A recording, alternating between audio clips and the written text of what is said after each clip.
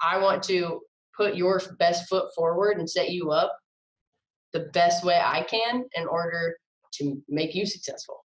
So if I can help you get that person through that door and consult you on how to address that individual in some way, if you need it, I am a happy camper. Well, see, and then the value of your service is not necessarily directly tied to what you're providing. And Correct. not only vendors need to do this, but dealerships also need to do this too, is that we always, as business owners, we associate the value that we provide to our customers is limited by the service or product that we sell. That's not the case at all, though. I mean, our goal should actually to exceed that value, right? It's Absolutely. the value is not just that that you're my lead generator and you provide me leads. You know, the value on the dealership side, it's not the fact that they just sell a car to a customer. All right, we have to. That's just the expectation. Absolutely. For freshly brewed discussion on automotive sales and marketing, this is Coffee with Jason.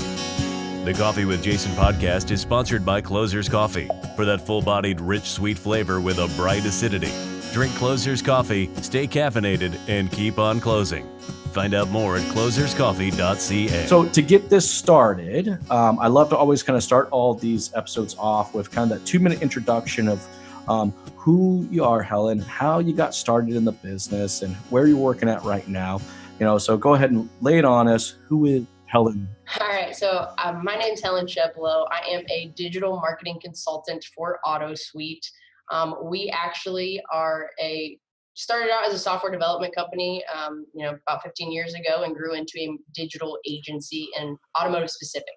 So we actually have a ton of products and services that are going to allow dealers to not only hit that reach and engagement that they want to see on Facebook, but we also provide that real-time ROI and matchbacks. So 100% attribution on that side.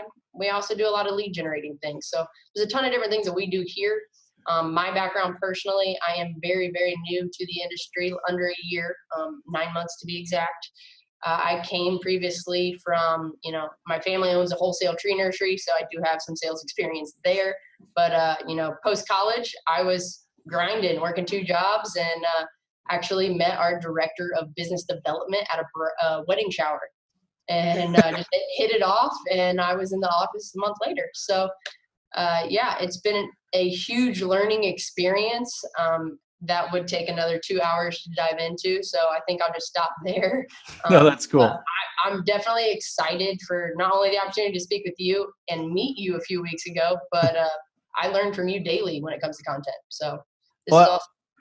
I appreciate that. Thanks so much. And, that's why we're putting all this content in. And hence the reason why we're doing this conversation, right? Is that we're putting this out there for the benefit, in this case, the decision maker, right? The GMs, Right. the CSMs, the dealer principals, the people that have to make those decisions. When we're talking about the companies out there that provide leads, man, there's a lot out there. Oh, there's a ton. Google it. There's a lot of snake oil. There's some quality stuff. There's unfortunately a lot of buzzwords that are associated with them, and people Gotta love those buzzwords. The secret sauce. There's a lot of secret sauce in lead generation recently. I don't understand why that's the case, but I mean, you could call customer service secret sauce. Sure. Well, no, there is, right? So, you've had the opportunity to learn and kind of absorb as much as you can, in the last 9 months that you started in the industry. Yeah. So let's kind of start there. What have you seen that surprised you, and what have you seen that kind of it was expected? Like, that's kind of what I thought I was going to get into as far as learning about automotive. Learning about automotive. So that's exactly the road I was going to go down. Something that did not surprise me is how hard it is to get a hold of the general manager of any dealership. So that was a process, a learning curve.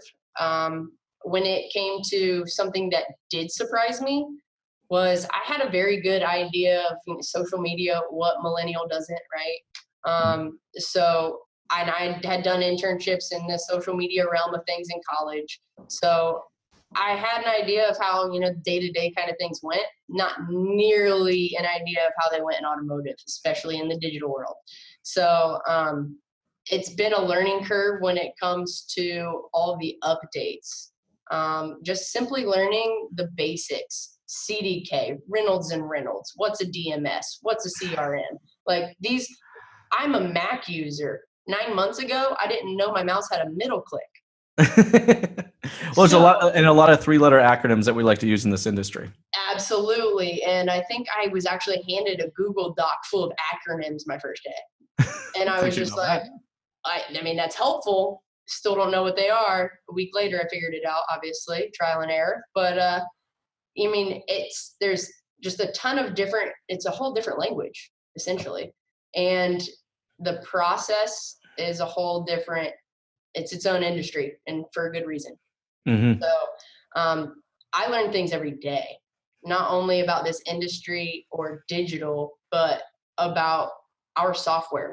We built this software, so we're the proprietary owners of it, and everything we do in house has been created in house, and it's insane the minds that come together to create all of these things. So I think it's just a whole new world essentially that I Hmm. didn't know I was walking into, and I love every second of it. It is a fun industry, and I think a lot of people, when they're looking from the outside in, there's that stereotype that the industry has of that we all wear plaid jackets and we smoke big cigars and and we roll back the odometer with every car that we sell, right? So there are a lot of stereotypes. Have you seen any of those stereotypes? Have you been pleasantly Have I surprised at seen those? any of those stereotypes? Yeah. Well, considering I'm stereotyped on a daily basis, I try not to do that. But yes, I have very much so. Have that dealer, they're that GM that knows more than everyone on the earth? Yep. Yes, more often than I would say that happens more often than not. And once you start to do a little digging, they start to realize that you're a resource. Sure. You start, I can get that light bulb to click on within 3 questions usually. So, and it's really just a conversation. They just want to be heard, I would say, in that sense. When it comes to the headaches and the things that they're dealing with, and they want to know how I'm going to fix them now. And I'm going to tell you. So that's just, I like the camaraderie and the engagement of the culture of this industry. It, So it, it is a lot of fun, and you'll find, us as vendors, and a lot of people would think that we're always like pitchforks at each other's, but we're actually not. The nope, vendors are really really tight with each other. We all seem to be very very close knit family, and even though this is a big industry, it really isn't. It's no. amazing how everybody just kind of knows everybody, right? Oh, oh, Um, absolutely. Like our director of business development, Dave Lemon, I can say one name and he'll tell me the last name of that person. So, I mean, he's a very well networked man and a very intelligent man, and for good reason, he's well networked. So, uh, yeah, it is a very tight knit community, and there's a lot of knowledge within it, and it's awesome. I mean, I really can't say any more about it. I don't want to leave the industry. That's for damn sure. Well, welcome to the industry. I'm so glad you decided to come into the industry, and so I got to be the first. I got to welcome you, right? Well, Um, hey, you're welcoming, but by being the first, yeah, like first podcast. that's right. There you go. So So what I'd like to get into today is your what you've learned so far about lead generation within mhm. automotive. It's a big, big, big topic, Oh right? yeah, And it's not only how we get the lead, but also what we do with the lead. that's So right. I'm sure you've probably been surprised a little bit. So I walk have. walk me through that education of lead generation, not only the how, but also what we do with the leads. Yeah. So I mean, initially starting out with lead generation, I wasn't necessarily as consultative as I am now. I didn't know what I didn't know then. So now, when I'm looking into this situation, or looking into one of my current clients and our dashboard and checking out how they're handling their leads, I can see if they've responded or not responded, that kind of thing. So I can go in there and kind of help be more consultative. I'll pick up the phone, give them a ring, and be like, hey, I know that you've received so and so many leads the last 30 days. How are they looking for you? So I'm going to, one, fish for some feedback Hmm. first and foremost. And then after I hear what that feedback may be, I'm going to obviously provide recommendations for the headaches. Um, Now, as for, I've gotten a lot of pushback as to, well, why wasn't this in place already? Well, that's the digital world for you. It's an update. It's an improvement, So it's having the ability to stay up with the times with the solution that we're providing, the product and service, has a lot to do with how you handle those leads after you receive them. Sure. I have come into multiple instances with some of my dealers where, well, yeah, but they're texting me. Yes, they are. Text them back. Exactly. So, well, I don't want to text somebody. Well, that's how they want to communicate. So I am trying to do my best by leading by example with my, dealers, where I'm in figuring out the best means of communication right off the bat, as anyone should. Second, I'm also trying to find a compatible way to reach out in a secondary form. Sure. So if somebody wants email, I'm going to video email you. If somebody wants a text, I'm sending a video in the text. So I want to make sure that, one, I'm getting your attention and showing you that this is how I'm doing it. So that way I can reference back to, well, hey, you remember that time that I sent you that text message just to get you on the phone for that counter review? Why don't we try sending a video and a text message just to get that lead, regenerating? See if we can get that, warm it up a little bit. Yeah, you're 100% right. It's not just about what we, it's not how we get the leads as much as what we actually end up doing with the leads that are actually more important, right? I mean, Absolutely. Dealerships have to understand that when it comes to lead generation, either they're going to do this themselves, and they can, by the way, they really can. I mean, it's one thing that I really push vendors, that there is no secret sauce. It's only if there's a secret sauce, it's our ability to execute that makes us different from place to place to place. Look, it's as far as marketing vendors go, or lead generation providers go, it's the same 5 basic ingredients. It's how we utilize those ingredients that can make the difference between the leads. Can a quality lead differ from lead generator to lead generator? Sure. It just depends how they nurture the lead and when they try to get the lead. But it really kind of comes down to what the dealership and how the dealership actually responds to the lead. Now, I've been in the industry for a really long time, so I actually still struggle a little bit with actually using the word lead. I understand that's how, as a industry, we decided to categorize it. But I was working with dealerships when they first decided to even start putting websites out there. In fact, I worked for a dealership when we launched our website. We spent more time. Was that? Can you hear me? How old are you? Yeah, thanks. Appreciate it. I throw it out there. You got me on that one. No, I actually remember though. We started doing a website and we were putting billboards out there now telling people they can shop us online 24 hours a day, 7 days a week, 365 days a year, right? But when we first launched those websites, what we were putting out, what we were getting is form fills. We would call them form fills or contact forms. We didn't call them a lead. They weren't really called a lead until they actually scheduled an appointment. Then we actually consider them a lead. Now, at some point in time, and I don't know when, I'm sure it was probably one of us agencies, all this is that, we decided to start calling these things leads. In reality, what they are is they're just questions. People are just simply asking a question. Sometimes they're more vocal about the question than they are other times, but it's just simply, it's just a question. Now, how we engage with that question is what really, really makes the difference for the dealer. Absolutely.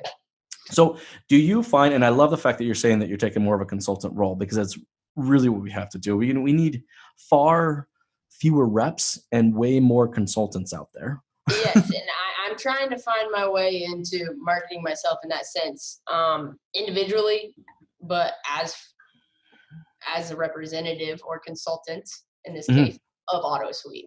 So, I mean, I think it's a transition that we are trying to make internally, that we want to be known as and be your reliable consultant in the digital marketing world. We want you to think of, I want my dealers to think of Helen when they think, oh, that might be a good idea for Facebook. Mm-hmm. I want you to pick up the phone and call me or shoot me an email like, hey, I just had this idea. What do you think? All right, give me 30 minutes and let me get something together. Like, I want that interaction. I want to be a resource as a consultant, not necessarily, hey, I need to make a budget change. That's not all that we're here for, that kind of thing. I want to put your best foot forward and set you up the best way I can in order to make you successful. So if I can help you get that person through that door and consult you on how to address that individual in some way, if you need it, I'm a happy camper. Well, see, and then the value of your service is not necessarily directly tied to what you're providing. And Correct. not only vendors need to do this, but dealerships also need to do this too, is that we always, as business owners, we associate the value that we provide to our customers is limited by the service or product that we sell. That's not the case at all, though. I mean, our goal should actually to exceed that value, right? Absolutely. The value is not just that that you're my lead generator and you provide me leads. The value on the dealership side is not the fact that they just sell a car to a customer. All right, we have to. That's just the expectation. Absolutely. Like that's the bare bones expectation for the consumer, or for, in your case, the dealer, right? But now the consumer's expectation and the dealer's expectation is that we exceed what the base level expectation is. Right? Absolutely. In your case, the base level expectation is that you provide leads to the dealership. Well, and that with that platform, yes, with that product. Yeah, with that product. It's now you guys need to provide even more value than just the fact that you provide leads. So working with them, consulting with them, and helping them support what they do with those leads is a huge thing. It shows that your value goes way beyond what you can sell. Yep. So, I mean, like I said, being new 9 months into it, and I would say the first 6, forget about. That's okay. But yeah, I mean, that I would say after that first 6, I, had my confidence built on and we're ready to go. But, I would say moving forward with that, I want to be able to be that first thought in my dealer's head. Mm-hmm. I'm not there yet. So that's something that I'm personally working on, marketing myself as a consultant for AutoSweet, but also just marketing myself. I want you to understand that morning, noon, or night, it's a good idea. I want to hear it. So, I mean, that's something that, I'm in it to win it, and anything that I think may help do that, I want to share it with you. So, I also need to build the culture within the dealers that I have currently to be more accepting of me reaching out in that sense. I have a lot of old school dealers that they don't want to be talked to every 30 days or 60 for that matter. Like, it's working, leave me alone, I'll call you if I need you. Cool. All right. If I see an opportunity within my dashboard for you to improve and grow, I want to feel comfortable enough reaching out to you. So the biggest barrier that I'm having is trying to make myself that person that comes to your mind first is breaking through the old school barrier, I guess you could say. Mm-hmm. So, I mean, I've got a number of dealers that are already picking up the phone to be like, hey, can we do this on Facebook? Which is awesome. I love it. Love picking up those phone calls. But I also love turning on that light bulb in the old school dealers, like, oh, this might be easier on me, or this might give me more time in my day, or this might generate more leads. Whatever it may be, I'm going to find your pain point and I'm going to fix it. So those old school dealers, though, they're hard ones to crack. You know what they are. Here's the best advice I can give you how to crack into those is that all ears. You have their perception of the value. You understand their value is all perception. It's very much so. It sometimes has nothing to do with actual hard numbers. It is literally just the perceived value that you bring as an individual, right? So by really trying to find ways to bring them outside value, than what your product does. I mean, you coming in and offering your time to sit down with their sales team and just talk about, how they can do's and don'ts on social media. right? That's you bringing value that's not even in the same wheelhouse Right. as the leads themselves. Absolutely. So their perceived value of you exceeds than what just the product that you're selling. So it's all comes down to how you constantly. But what we have to watch as vendors, and we really have to watch our mouth sometimes, is that we really have to make selfless. Yes, that's the word I'm looking for. Yeah, selfless content. We have to make content and do it completely for them with Absolutely. absolutely no expectation of return coming back to us. But after consistently doing this time and time and time and time again, their perceived value and continues to go up. It doesn't even matter at this point what product you rep or what service you offer. They just see that value. They love creating relationships, and Oh that's yeah. the best way to create a relationship, right? Oh, for sure. Absolutely. I mean, I would say I actually got a phone call, I think it was yesterday. One of the guys that I had reached out to, I found on Facebook, just reach out to him real quick, noticed a couple of things that I wanted to talk to him about. So gave him a ring. He called me back and said, well, I already do that. Well, why would I need that on my dashboard? I don't have a dashboard. I don't need a dashboard. I'm like, well, how much time do you spend doing this? Probably about an hour and a half a day. Oh, wouldn't it be nice to sell some vehicles during that hour and a half period of time? He was like, well, yeah. All right, well, let's talk about that. I figured out his pain point, but he's still very hesitant when it comes to technology. Sure. And I would say when it comes to that consulting aspect, that's my biggest barrier is the dealers that need it, that don't understand it. Well, that's because they haven't bought you yet. Agreed. So you're still selling the product, and really, what I need to be sold on is you. Your product is a secondary thing. Oh, Um, absolutely. I mean, there's a lot of lead generating, providers out there. There's a lot of marketing people out there. We are definitely, and that's the other downside with marketing, by the way, is I can do a whole episode on self-proclaimed marketing experts. There's a crap load of them, right? Oh, I'm well aware. Every dealer principal's nephew's brother's cousin's sister is a marketing expert and can freely give advice on what they should and shouldn't be doing, And why right? they don't need me, right? And exactly, and why they don't need lead generation or any of the tools or services So that they say you or think. provide, right? So I think your best approach is to really help them with their lead response and make it completely about that, nothing else. Customer-centric, I believe the word is.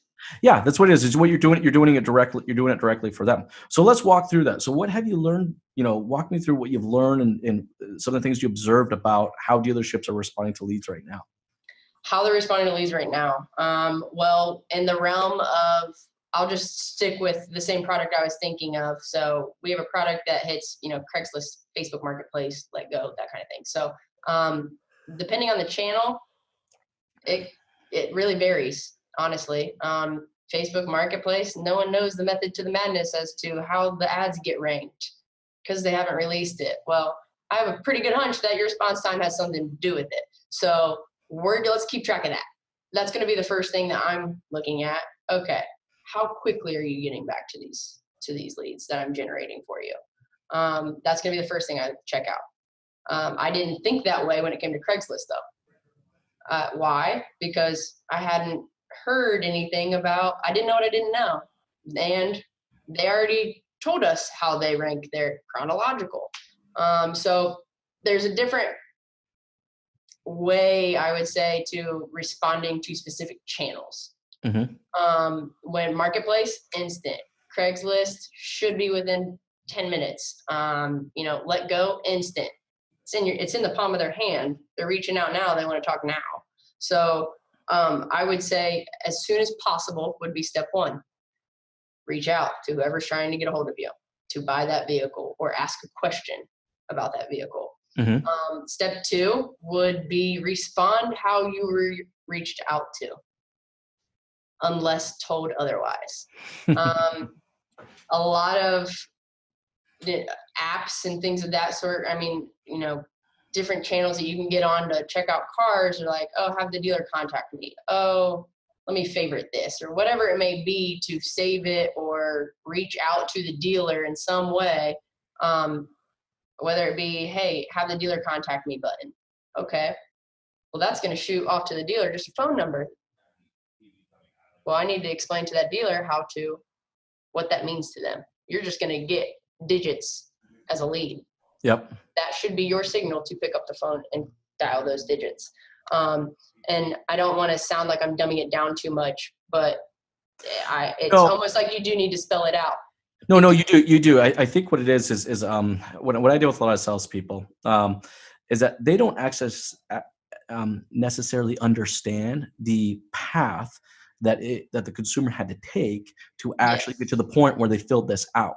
So if you were just to, offer yourself, say, hey, Bob, I'll come into your dealership about 30 minutes, and I'm going to go over each one of these different lead sources and just identify what the consumer is doing and what that path looks like. What does a lead ad look like? What does a Facebook lead ad look like? It's like, well, here's what they look like. And this is what happens when you click on this button and this next page comes up, and then the customer, their information is pre-populated in, and the customer has to check this off, and then they go to the next level just by educate. Because a lot of times what it is the dealerships are receiving. I'll use Facebook lead ads as an example. They're receiving lead ads, but they had no idea how the customer was actually walking through that path. So you going in there with no intent of selling them any type of products or services, but simply just to get there and educate. Like, here's what happens on Craigslist. Okay. Depending on your area and how many listings they are, we can look at the hours and you see how many new listings go up every single hour. Right. Yep. And then, so when someone does click on it, here's what they're seeing. All right. Here's what the ad looks like. Okay. Here's what the call to actions look like. Okay. If someone fills out this information, you see that it wasn't required to put the phone number in, but they chose to put the phone number in. So in that case, you're going to want to communicate with these guys via that phone number right away, because it was not a mandatory field. Right. They chose to put it in. Because they chose to put it in. See, every single one of these forms are slightly different. It's attention to detail. It is.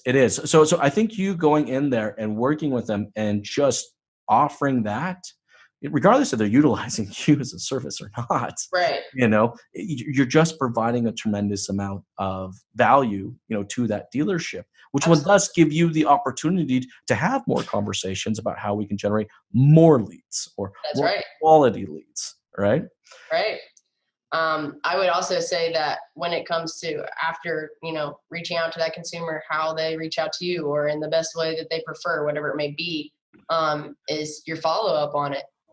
I would have seen dealers reach out within seconds, have an exchange of 5 or 6 messages apiece, and then that's all she wrote. And now I'm having an account review and I'm checking out, well, hey, I saw these 5 leads, 15 days ago. How'd those turn out?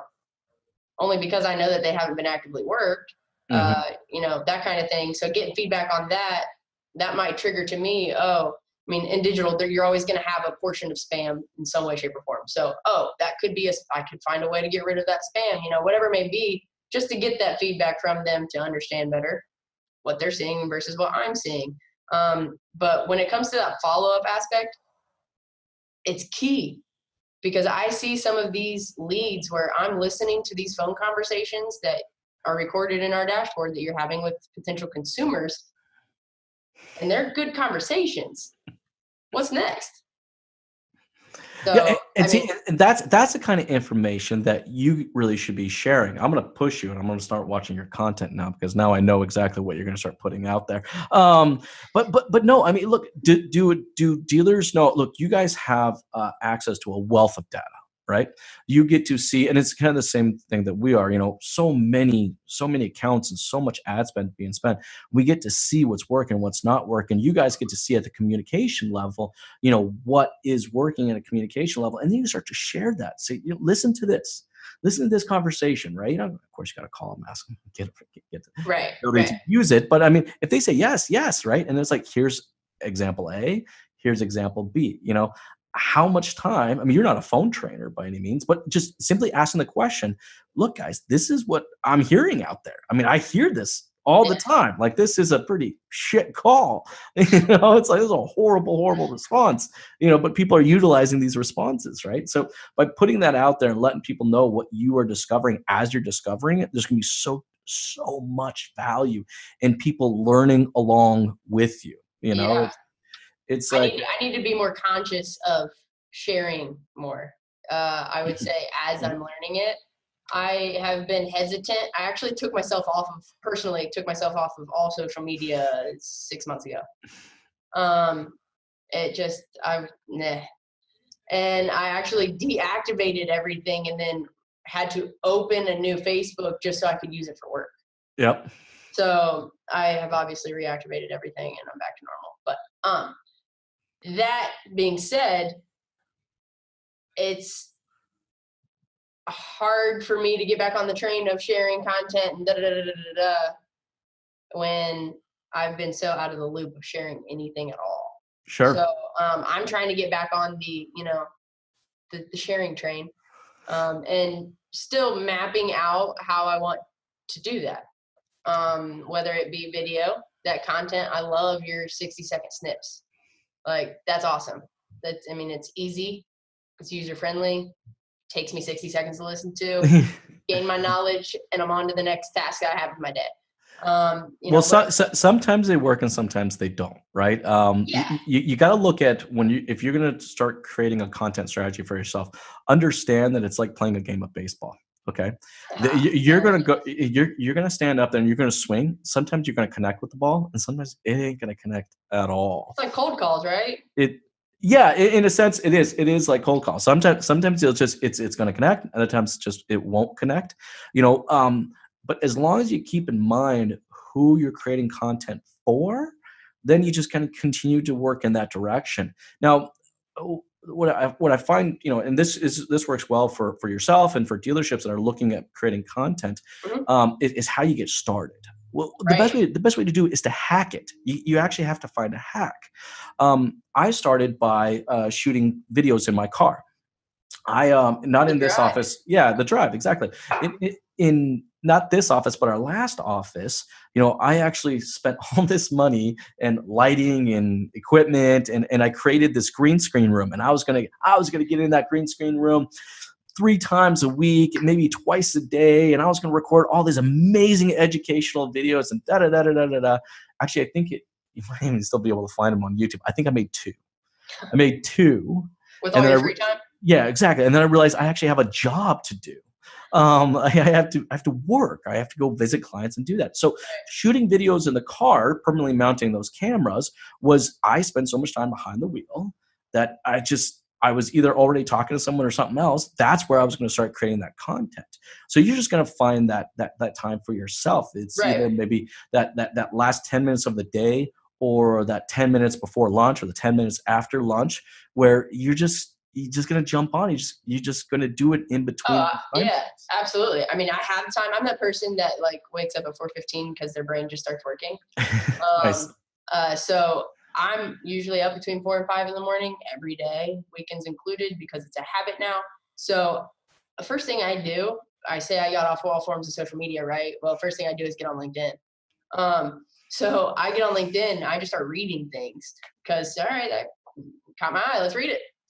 So when it comes to the strategy and having, a plan for the content, I'm still in the works of that, I would say, because I'm still very fresh and new to having my confidence belt on, right? And I want to figure out the best way to navigate my first attempt at it. There's only one first attempt, obviously, but I want to figure out almost the hardest path so I can learn the most from it. Just the trial and error that I want to go through, I feel the need to plan a little further out before I start getting started. But at the same time, that's myself procrastinating and putting it off. Excuses. Yeah. That's it, yeah. So the hardest plan, and I know, right? I'm forcing you. There you go. You're making content, right? But no, actually think about that. This form of content, maybe this is where you got to start. You have no problem just engaging and having conversations with people. Not at all. So then there you go. You grab yourself a camera, you grab yourself a mic, right? And you just start having these conversations. I was actually on my way to work this morning in the car and was thinking, I wonder if my cell phone holder hits me at the right angle. Like, I wonder if this would work. And then I just heard you say you permanently mounted the cameras in your car. Oh yeah, because what it is, it forces me. See, the problem with the cell phone is I can leave it in there. It comes in and out, right? Everybody hates when they get in my car because they're pretty much staring right into a camera. But I permanently mounted those cameras in there. They live in there all the time. Awesome. So when the moment hits me, I have no excuses. So I had to suffocate every single excuse humanly possible, right? It was like if I was doing it through my phone, I was like, oh, someone's probably going to call me, or oh wait, I got to do the text message, or oh crap, the phone's not charged. Or oh wait, I don't have a plan yet. I don't have a plan yet, right? So literally, I mounted them, 2 of them, one on this side, one on the other side, and it was just like I suffocated every single excuse humanly possible. I could no longer not make content. I literally just had to hit the red button and just start recording, right? Right. So yeah, that's actually, you talk about hard content. That's actually the hardest thing. The hardest part about creating content is actually just hitting the red button, starting. I mean, hey, yeah, and I've just dove into video emails. We have the setup. I've been using those, trying to, get some sort of generation in the office, start using these video emails for whatever it may be. Account reviews, prospect calls, whatever it is, they have a use, and they should be utilized. So with that, I've been, secretly over here hitting the red button quietly in the corner. But I think I just need to, as soon as we hop off here, I'm going to go downstairs and just shoot one. Well, but that's what, look, actually, if you're doing reviews, so you do reviews, video reviews so with I manage about 60 to 70 dealers that are currently clients of ours. So look, you're constantly having conversations with these guys. Oh yes, always. Right. You literally record your portion of the conversation, not theirs. Okay. All right. And then you're going to find yourself these little golden nuggets. Okay.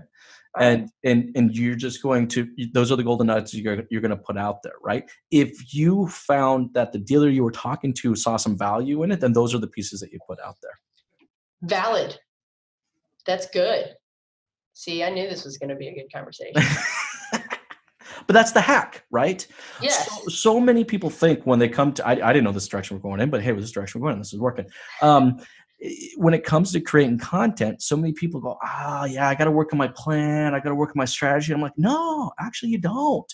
You guys are already making content on a regular basis. We just need to document it and then put the content out there. Right. And I want to piggyback on, this isn't the way we were going. I know that we want to just discuss hitting that, how do we target those decision makers? I honestly believe content is where that starts. So I'm glad we started going down this way. I think that in order to get attention of those decision makers, you need to have that content in front of them. You need to have that value, that 60-second, 30-second piece of value that's brought up. So I'm glad we took the turn down the content trail. Well, it makes sense, right? Because that's what we said. If we want to get in front of the decision maker, we need to provide them a perceived value, a value that's higher than the product that we actually provide them in the first place. So, you capturing some of these conversations that you're having with these dealers that are dealing with real problems, right? Yes, absolutely. And through, I imagine through a bunch of those conversations, you're educating them on new ad formats and new possibilities. Absolutely. And what you're seeing working versus what you see that's not working. I mean, this is even based off of location, based off of what platform we're dealing with. There's a lot of different things that we can bring to the table when it comes to a solution to your headache. So, when it comes to listening to the issue or the headache and actually providing that consultative value, it truly starts with that first impression when it comes to that content. And I need to figure out the best way to get going, which is hitting the red button, right? It is. And you know what the cool thing is you being new to the industry, I think actually helps a lot too, right? It is that you let people know that, look, learn along with me. All right. I'm Helen. Should I cut a tie? Yeah, you remember wear it around that for story? 30 days? Just like you? Hey, That worked. I'm telling you, that worked. All right. So everyone out there that doesn't know what Helen's talking about, when I first started in this business, it's very common, to cut the tie when you sell your first car. Well, I got my tie cut, and it ironically was the only tie I owned at the time. So I kept wearing the tie for a couple days afterwards because I literally didn't have another tie. But the funny thing is, it started a conversation, right? People come to me, your tie's cut, right? And then I get to tell them how I was new in the industry and they were one of my first clients, and I get to work with them. And I quickly figured that out. So I wore that tie for almost 30 days.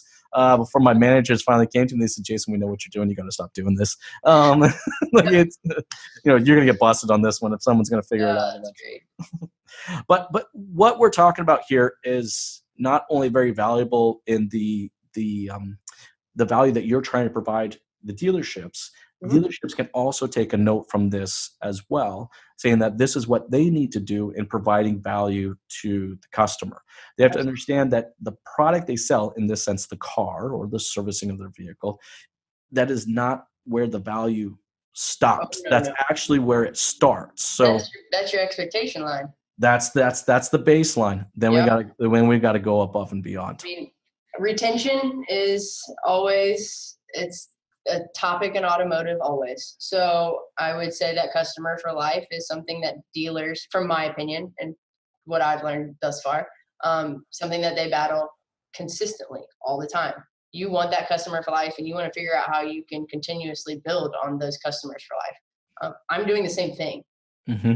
I want you to know that I'm in this for the long haul and I'm not going anywhere. And I want to show you how to do the same thing. I want to be able to provide you examples based off of what I am, our relationship, our communications, be able to show you, practice what I preach, and put it in action, so that way you can see that, oh, this does have an effectiveness to it. Maybe I should try this with my team. And I say that in a sense that I'm not telling my dealers to try this with their team, because I'm not telling my dealers to try this with their team. Mm-hmm. I will recommend it, but at the same time, you know your team better than I do. 1, 2, you have to be very careful when it comes to telling anyone what to do, especially in automotive. And also, I would say that when you practice what you preach, okay, you can come from a sense of, here's what I did. Mm-hmm. Here's what I did with my team. All right. Look, at the end of the day, I'm trying to get customers. In your sense, you're the person I'm trying, dealer, right? Talking to the dealer. I'm trying to get you as a customer. At the same time, you guys are trying to create customers as well. These strategies actually work hand in hand with each other. Yeah, I would agree. So look, the overall theme of this entire podcast, guys, is really all about creating more value, more perceived value. All right. To if you're a vendor, it's more perceived value to your dealer. If you're a dealer, it's more perceived value than to your customer, the more perceived value than just the car that you sell. And we can do that through content development. So Helen, thank you so much for taking the time. Absolutely, I appreciate today. Hey, for everyone out there that would like to follow and connect with you, and I think there's going to be a lot of people that are going to want to watch you, Helen, and plus they're going to hold you accountable for your content now. Come along on the ride with me. Might as well, right? There you go. That's exactly what I want to do. Come along with the ride. So how can people connect with you, Helen? LinkedIn, Helen Scheblo on LinkedIn. You can also reach me anytime at AutoSweet.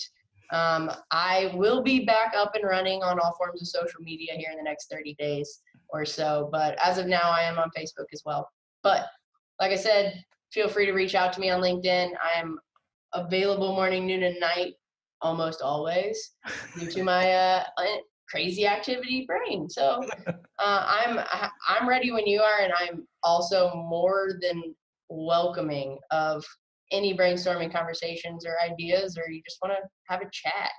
I love learning from anyone that's in the industry and hearing what you guys have learned in your experience. So I thank you so much for the invite. I've actually jotted down some notes that I've learned from this conversation already, but I look forward to the next one. Awesome. Thanks, Helen. I really appreciate it. And I appreciate your dedication and wanting to get into the industry and really learn from others. Hey, I'm ready. I'm more than willing to learn. So any content anyone else wants to throw my way, I'm ready for it. Awesome. I'm sure they will now. Thanks, Helen. You have yourself a good one. You too. Thanks. We covered a bunch of great topics today. What stood out most to you? Be sure to let us know in the comments section below. And don't forget to like the post and share it to keep the conversation going. You can follow Jason on all social media platforms by following Strategy with Jason. You can find him pretty well everywhere you can share content. I hope we were able to get you thinking. And until the next time, this has been Nathan with Digital Dealership Solutions. Have a great day.